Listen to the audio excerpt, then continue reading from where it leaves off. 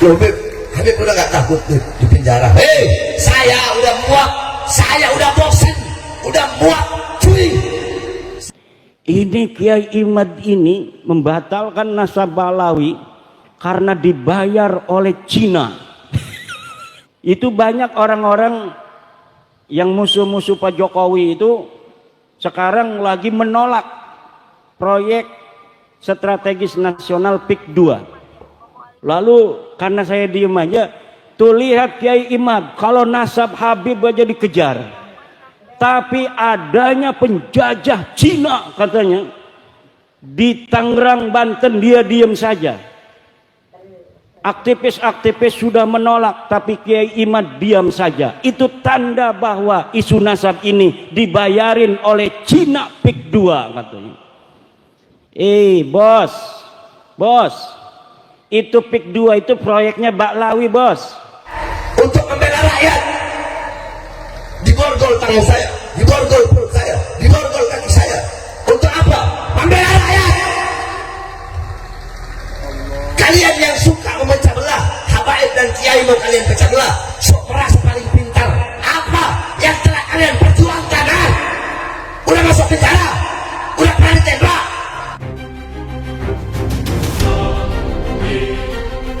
Proyek PIK 2 atau PSN mengundang pro kontra di tengah masyarakat. Muncul penolakan dari beberapa ormas mulai MUI hingga NU dan Muhammadiyah. Namun berbeda dengan Kiai Imad yang berbeda sikap tentang proyek tersebut hingga muncul tudingan bahwa Kiai Imad dibiayai oleh Cina. Kiai Imad membantah isu tersebut dengan mengklaim bahwa proyek PIK 2 justru dikelola oleh Ba'alwi.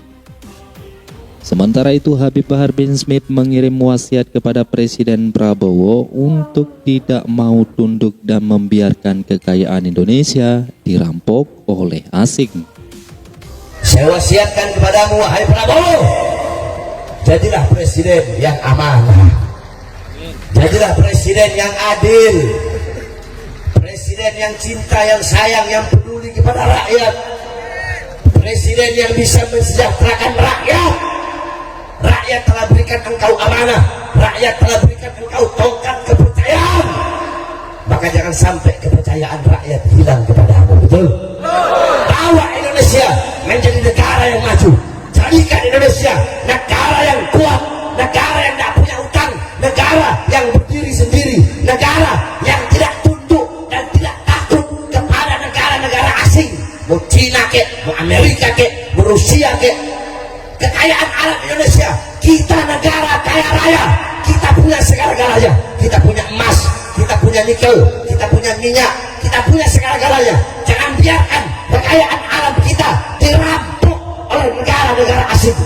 Kalau bisa, negara kita harus jadi negara yang kuat, disegani dan dihormati oleh negara-negara lain. Biarkan negara-negara lain yang tunduk kepada negara kesatuan Republik Indonesia. Sosoknya ini disangka dibayar oleh Cina katanya. Ini Kiai Imad ini membatalkan Nasabalawi karena dibayar oleh Cina. Kata saya, urusannya apa Cina sama saya? Apa untungnya Cina itu sama batalnya Nasabalawi? Sekarang kan di Banten lagi ada proyeknya Pak Jokowi dulu, proyek strategis nasional, namanya PIK 2. Saya kan gak ngomong mau setuju, mau menerima, mau menolak, saya nggak ngomong. Itu banyak orang-orang yang musuh-musuh Pak Jokowi itu sekarang lagi menolak proyek strategis nasional PIK 2. Lalu karena saya diem aja, tuh lihat Kiai Imad, kalau nasab Habib aja dikejar, tapi adanya penjajah Cina katanya di Tangerang, Banten, dia diem saja. Aktivis-aktivis sudah menolak, tapi Kiai Imad diam saja. Itu tanda bahwa isu nasab ini dibayarin oleh Cina PIK 2 katanya. Bos, itu PIK 2 itu proyeknya Baklawi, bos. Aguan itu orang Cina, Tapi yang ngejalanin proyeknya itu Ba'lawi, namanya Mu'annas Al-Aidid. Dia Ba'lawi, dia Kabib. Kalau saya ngelihat Ba'lawinya saya langsung nolak. Tapi orang nolak, orang menerima itu harus tahu apa yang ditolak, harus tahu apa yang diterima. Jangan kita nggak ngerti apa-apa kita menerima. Jangan kita nggak tahu apa-apa kita menolak. Saya nggak ngerti PIK 2 ini jenis kelaminnya apa. Ini makhluk model apa ini PIK 2? Kenapa? Karena saya belum mendapat penjelasan. Sebenarnya seperti apa? Proyeknya apa? Manfaatnya apa? Kerugiannya masyarakat apa kalau diterima? Nah, kalau sudah ada ilmu koma bi al ilmu bi PIK wa PSN, baru kita boleh mengatakan menerima, boleh mengatakan menolak. Karena saya komisi fatwa, ketua komisi fatwa Majelis Ulama Indonesia Provinsi Banten, kemarin saya di SMS, Kiai hari Minggu tolong survei di PIK. Ini dari perintah MUI Banten. Nanti komisi fatwa yang menentukan secara maqasidus syariah apakah diterima ataukah tidak. Kata saya, buat apa kalau kita terjun ke lapangan tapi tidak tahu master plan-nya apa. Saya mohon dikirimkan dari PIK gimana, dari bapedanya gimana, dan alhamdulillah sudah dikirimkan baru kemarin di mobil. Saya baca, tinggal saya terjun ke lapangan. Baru setelah kita tasawur, nah kita menentukan hukum itu harus tasawur. Al-hukmu bisyai'i far'un an tasawurihi. Menghukumi sesuatu adalah cabang dari tasawurnya. Kalau kita menghukumi sesuatu, menerima atau menolak, tanpa tahu tasawurnya, maka itu orang gendeng. Tasawurnya dulu, tasdiknya dulu, lalu bagaimana manfaatnya, madaratnya kita timbang secara maqasidus syariah, baru kita menentukan sikap. Tapi banyak orang yang kesusu, belum apa-apa menerima, belum apa-apa menolak. Lah harus ditimbang. Setiap proyek yang dijalankan oleh negara pasti tujuannya kesejahteraan rakyat, Bu. Kalaupun ada di bawah itu hal-hal yang tidak sesuai dengan aturan, itu teknis lapangan, harus diselesaikan secara lapangan. Nah, kalau misalnya harus menunggu secara konvensional, itu Banten Utara yang sekarang mau dibangun itu kalau ngandalin Pemda kabupaten itu mungkin 100 tahun lagi baru bisa dibangun. Makanya ibu-ibu kalau ada pembangunan dari pemerintah, terima dulu, nanti dilihat madarat manfaatnya, jangan nolak aja, nanti nggak maju-maju. Pak Camat mau bikin jalan, nih apa nih tujuan Pak Camat, kita tolak karena mungkin Pak Camat ini mau nyari untung. Jangan begitu, maslahatnya buat rakyat, maslahatnya buat masyarakat. Ini lagi malah ada pedangdut udah tua, renta, bau tanah, pakai fitnah habaib. Apa fitnahnya? Oh, itu doktrinnya Ba'lawi, doktrinnya Habib. Habib itu mau dia mabok, mau dia maksiat, pasti masuk surga. Makanya waktu itu kan di Jakarta saya bilang, hei Roma, kamu jangan asal ngomong. Yang ngomong begitu Habib siapa? Hah? Habib siapa yang ngomong? Kalau ada Habib berbuat dosa, mabuk, racun, zina, maksiat, pasti masuk surga. Siapa yang ngomong Habibnya? Bawa ke sini, biar saya pantai depan kamu tuh Habib yang ngomong begitu. Enggak ada saudara-saudara. Mau Habib ke, mau kiai ke, mau ustaz ke, kalau suka berbuat dosa, suka berbuat maksiat sampai akhir hayat, tidak tobat, tempatnya neraka. Kata pendukung Ba'lawi, Pak Muqaddam tidak kafir. Sama, dia nama tidak ada musamanya. Namanya dikarang di abad 9, keramatnya dikarang di abad 9, ceritanya dikarang di abad 9, dikatakan hidupnya tahun 653 Hijriah. Digelati, dilihat di tahun 653 dalam kitab-kitab yang ada di tahun itu, banyak yang dikarang oleh para ulama, tidak ada di Tarim tahun 653 Hijriah dan sebelumnya, karena wafatnya 653. Itu ada seorang yang bernama Faqih Al-Muqaddam pernah hidup di Tarim.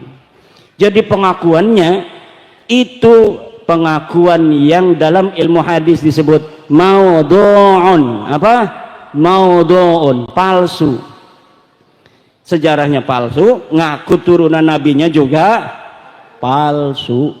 Nah, fenomena uang ngaku putune nabi tapi akhlaknya adoh karo kanjeng nabi ku dadi bingung. Lah lamun kita ngedeleng gus-gus ki ya, anaknya kiai akhlaknya kayak kiai, tawadu, ngajine kewekel, sampai diajarine kedudune ngabae dilempar ning pondok sejen. Supaya apa dilempar ning pondok sejen? Supaya ngerasani premen dadi santri. Turunan Nabi walaupun dari jalur Siti Fatimah perempuan, bagi kita Nahdlatul Ulama itu tetap dianggap keturunan Nabi. Sampai kiamat nanti Imam Mahdi akan muncul dari keturunan Siti Fatimah radhiyallahu anha. Engkau bu kiamatku anak perang besar. Wong Banten, wong Kebumen jadi siji di bawah bendera Imam Mahdi. Siapa namanya? Imam Mahdi. Iki putune Kanjeng Nabi. Arane Muhammad, abahe Abdullah, lahir ning akhir zaman, perang ngelawan orang-orang kafir di bawah bendera la ilaha illallah Muhammadur Rasulullah. Iki yang akan menjadi panglimanya adalah cucu Nabi asli pakai sod. Makanya kalau sekarang ini bu, kita biarkan orang-orang yang bukan turunan Nabi ngaku-ngaku putune Nabi, iki bahaya. Karena engkone anak uang ngaku-ngaku Imam Mahdi palsu, ngaku Imam Mahdi padahal dudu Imam Mahdi. Darane ngajak ning surga, ligane ngajak ning neraka. Bahaya. Tidak ada habaib tidak pernah mendoktrin kakek-kakek kita, tidak pernah doktrin kita seperti itu. Justru kita didoktrin, tanggung jawab kita besar, tanggung jawab kita berat. Kalau kalian berbuat dosa satu, kami dapat dosa dua. Kalian judi dosanya satu, kami judi dosanya dua. Dosa kami lebih berat. Kalau kami berbuat dosa, mana ada habaib? Kalau memang ada habaib yang begitu, jangan diikutin doktrin-doktrin tidak benar seperti itu. Andaikan ada, tapi setahu saya tidak ada. Kami para habaib mendoktrin seperti itu. Saya keluar masuk penjara, keluar masuk penjara, keluar masuk penjara. Untuk apa saudara? Untuk kalian, untuk rakyat, untuk membela rakyat. Diborgol tangan saya, diborgol perut saya, diborgol kaki saya. Untuk apa? Membela rakyat. Kalian yang suka memecah belah, habaib dan kiai mau kalian pecah belah, sok merasa paling pintar. Apa yang telah kalian perjuangkan? Udah masuk penjara, udah pernah ditembak, udah pernah mau dibunuh. Giliran saya datengin kabur, nantangin, saya datang sendiri kabur.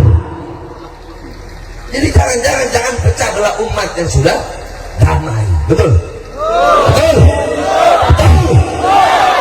Yambaghi likulli ahadin ayyakuna lahu ghiratun fi hadan nasabi syarifi hatta la yantasiba ilai ahadun illa bihaqqin. Qalahu Ibnu Hajar Al-Haytami. Wajib, yambaghi bima'nal wujub, wajib bagi siapa saja untuk mempunyai kecemburuan akan nasabnya baginda Nabi sehingga tidak ada yang berani ngaku-ngaku putune Nabi illa bihaqqin, kecuali dengan hak. Apa maksud illa bihaqqin? Pertama, harus bisa dibuktikan secara ilmu nasab. Coba deke ngaku aran-arane putune Nabi ku sapa-sapa. Oh je pulan bin pulan bin pulan bin pulan. Analakan yang kitabe. Wah, iki kabib wis tak teliti bu. Lakan yang kitab-kitabe ngaku putune Nabi ning Indonesia. Dheweke teka 100 tahun sing wingi ngaku ning Indonesia teka iku putune Kanjeng Nabi. Wong Indonesia ngormati. Duwe ayam siji dinekno, duwe wedhus siji dinekno, duwe rabi kadang-kadang dinekno. Nah, untuk bila ligane barang diteliti dudu putune Nabi. Dudu putune Nabi. Iki wis tak teliti-telitian taman bahwa kabib iku bin Syihab bin Semit, Topik Segap, Lutfi bin Yahya iku dudu putune Kanjeng Nabi. Coba lihat bagaimana para kiai-kiai terdahulu. Saya kembali lagi, saya ikuti ulama-ulama terdahulu. Bagaimana Syekhona Khalil Bangkalan, pendiri Nahdlatul Ulama. Saya tanya, Syekhona Khalil cinta nggak sama habaib? Jawab yang keras, cinta nggak? Cinta nggak? Hadratus Syekh Yahya Syar'i, pendiri Nahdlatul Ulama, cinta nggak sama habaib? Cinta nggak sama habaib? Cinta nggak sama habaib? Kiai Hasan Genggong cinta nggak sama habaib? Mbah Habib Pasuruan cinta nggak sama habaib? Mbah Misbah Mustafa Tubang cinta nggak sama habaib? Rafa Wa'id cinta nggak sama habaib? Rakholil cinta nggak sama habaib? Kiai Haji As'ad Semondo cinta nggak sama habaib? Abah beliau Kiai Syamsul Arifin cinta nggak sama habaib? Cinta nggak sama habaib? Ini baru datang anak kencing belum lurus, sok-sokan mau membatalkan nasab habaib, dibilang mujaddid. Apa ini? Jangan mau dipecah belah, saudara. Habaib sama kiai mau dipecah belah, umat terpecah belah akhirnya. Jangan kita ikuti ulama-ulama yang terdahulu. Lihat bagaimana ulama-ulama terdahulu kepada habaib, kita ikuti. Katanya mengaku dia hidup 383 Hijriah, ngaku jadi putune jadi anaknya Ahmad bin Isa. Ahmad bin Isa iki putune Kanjeng Nabi asli. Ana ning kitab Tahdhibul Ansab nulis anaknya Isa bin Muhammad arane iku apa Ahmad bin Isa. Iki putune Nabi asli. Nah, kemudian si kabib iki ngakune putune Ahmad bin Isa iki saking anaknya sing arane Ubed. Lah Ubed iki kita gelati ning kitab-kitab iku laka anaknya Ahmad bin Isa arane Ubed. Ahmad bin Isa putune Kanjeng Nabi asli iki duwe anaknya cuma telu, Muhammad, Ali karo Husain. Ora ono sing arane Ubed. Lah Ubed iki anake sapa? Ya dudu anake sapa-sapa wong-wong gelak aja. Uli nulis-nulis doang. Sikiki misale ana wong pengen ngaku putune Sunan Gunung Jati. Kau mau bikin apa kek terserah urusan kau. Kau mau yakin Habib cucu Nabi, terserah kau. Kau nggak mau kau mau yakin atau tidak, kau bilang Habib cucu Nabi, terserah. Kau yakin Habib cucu Nabi, kau nggak untung, kami nggak untung, kau nggak yakin juga, kami nggak rugi, terserah kau saja. Biar masyarakat yang menilai. Selamat datang di dunia nyata. Mereka ingin, saya dihina, dicaci, dimaki, dibilang keturunan Yahudi lah, dibilang macam-macam. Tetapi nyatanya, dimanapun saya menginjakkan kaki saya, di situ manusia berkerumun untuk mendatangi saya, saudara-saudara. Kenapa? Karena rakyat tahu, masyarakat tahu, masyarakat nggak buta, masyarakat nggak tuli, masyarakat tahu mana ulama yang berjuang untuk rakyat, mana habaib yang berjuang untuk rakyat, mana kiai yang berjuang untuk rakyat, dan mana habaib dan kiai yang berjuang hanya demi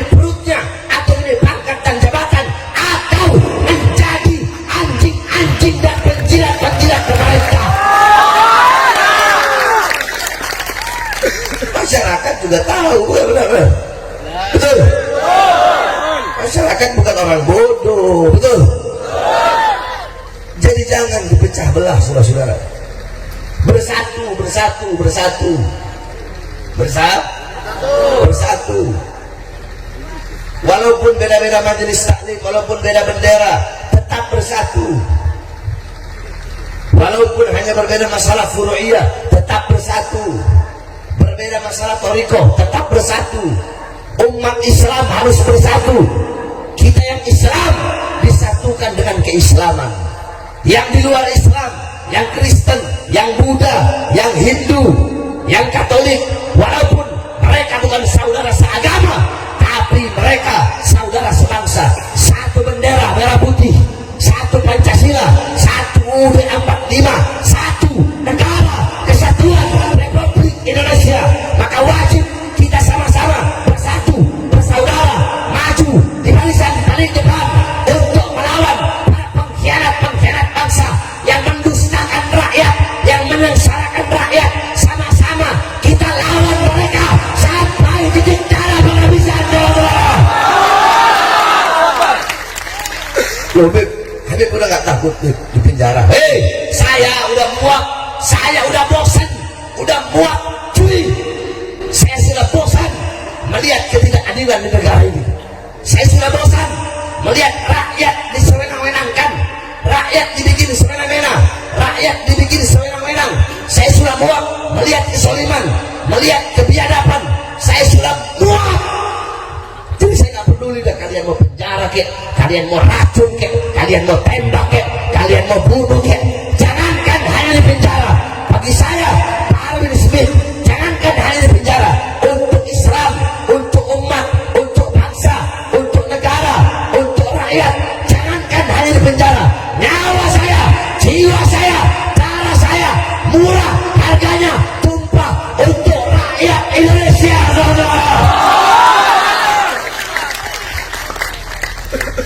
Jangan-jangan kalian para pejabat jangan bangga sama pangkat dan jabatan, betul? Betul. Sehingga seenak-enaknya sama rakyat. Jangan. Pejabat-pejabat ini kadang saya lihat kalau ada keputusan-keputusan yang menguntungkan keputusan yang menguntungkan pihak mereka ambil. Tapi kalau keputusan yang merugikannya nggak diambil, sehingga menghalalkan segala cara. Saudara-saudara. Betul? Betul? Betul. Saudara, saya tanya semua, jawab yang keras. Jawab yang keras. Gaji mereka dari siapa? Yang keras dari siapa? Gaji mereka dari siapa? Gaji mereka dari siapa? Rumah dinas mereka dari siapa? Mobil dinas mereka dari siapa? Dari rakyat, keringat rakyat, darah rakyat.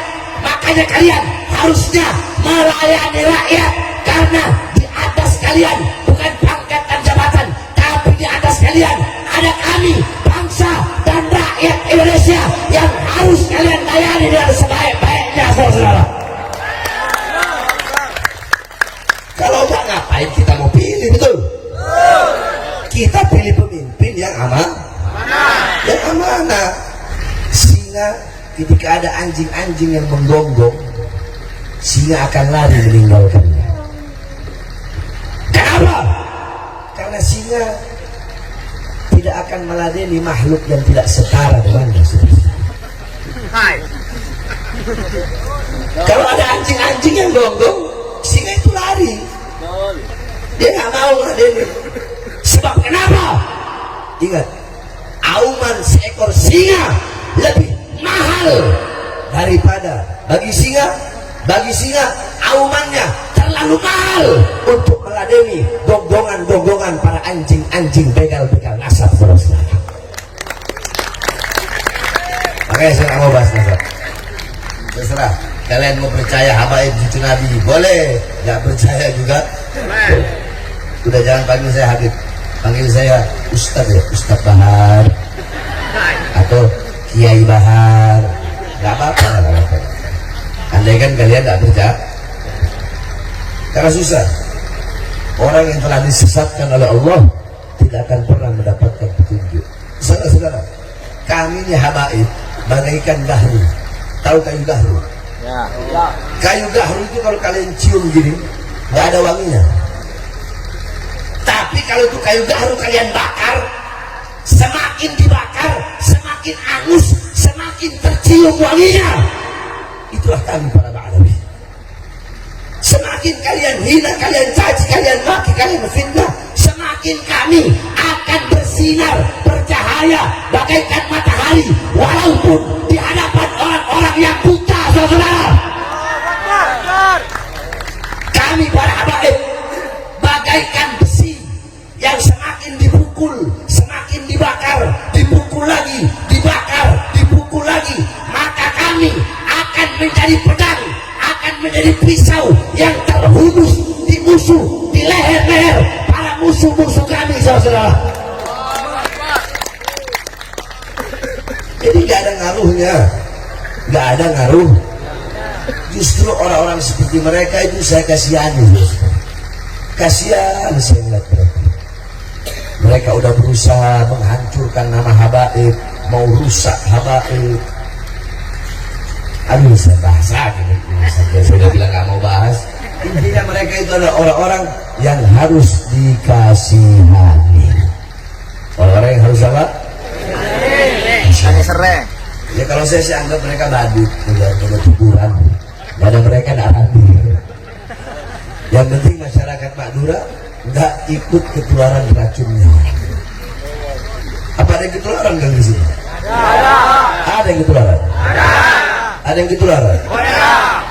Ada? Ada di sini? Ada?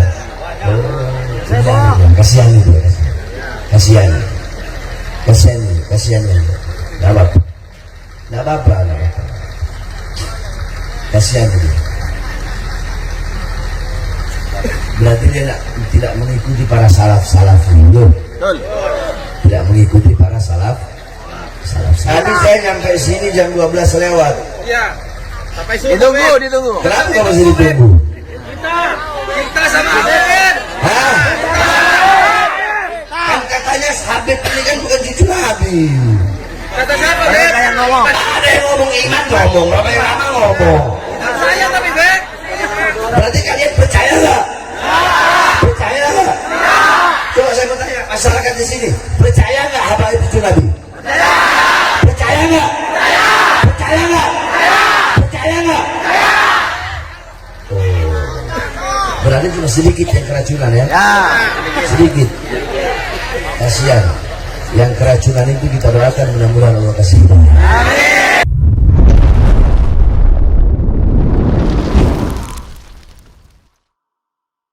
Tuduhan Bahar bin Smith kepada Kiai Haji Imaduddin Usman Al-Bantani tidak mendasar. Jawaban dari Kiai Haji Imaduddin Usman Al-Bantani tentang PIK ini menegaskan bahwa Kiai Haji Imaduddin Usman Al-Bantani tidak dibayar atau tidak seperti yang dituduhkan kepada Kiai Haji Imaduddin Usman Al-Bantani.